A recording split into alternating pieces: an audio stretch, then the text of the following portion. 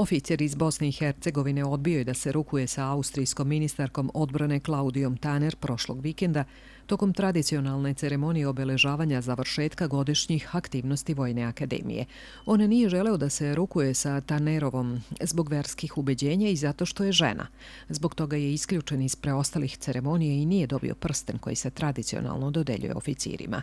Kako prenose austrijski mediji, zamenik ministra odbrane Bosne i Hercegovine Slaven Galić unapred je obavešten da oficir ne želi da se rukuje sa ministarkom, zbog čega nije ni pozvan da izađe na binu.